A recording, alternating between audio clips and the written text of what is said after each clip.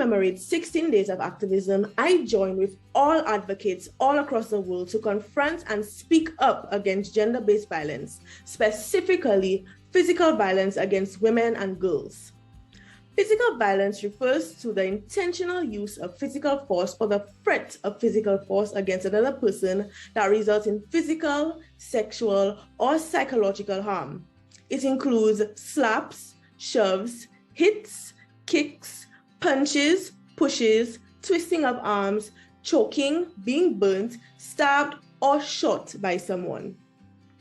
Physical violence is often perpetrated by someone who is known, such as a family member, partner, or friend. In the Caribbean, 1 in 4 women between ages 15 to 64 years have experienced physical, intimate partner violence in their lifetime. Physical violence against women has crippling impacts on the daily functionality, mental capacity, and emotional and social well-being of women and girls. Physical violence can often result in injuries, long-term illnesses, and death, removing our mothers and sisters from within families and literally diminishing entire generations.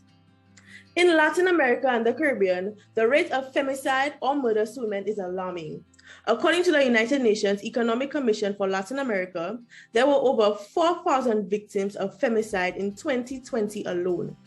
In English-speaking Caribbean, 4 out of the 9 countries experienced an increase in femicide rate per 100,000 women between 2019 and 2020.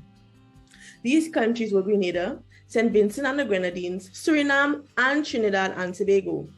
It is also appalling that culturally, violence against women and girls have been normalized. Too often, music produced in the Caribbean glorifies the objectification of women and promotes the narrative that women are property belonging to men without a say or without agency. For example, Jamaica's Broadcasting Authority in October 2020 banned content that supports illegal activity such as drug and gun use. This came on the backdrop of Jamaica registering 938 homicides from January to August 2022, an increase of 3% compared to the same period in 2021. This reality is far too common in many Caribbean countries. Our language reflects our innermost thoughts and feelings, and it also holds with it the power to intensify or end violence. As community members, we must be our sisters' keepers. This involves refraining from all speech and actions that normalize physical violence against women and girls. It also means not turning a blind eye to violence, but rather intervening and reporting incidents to the authorities.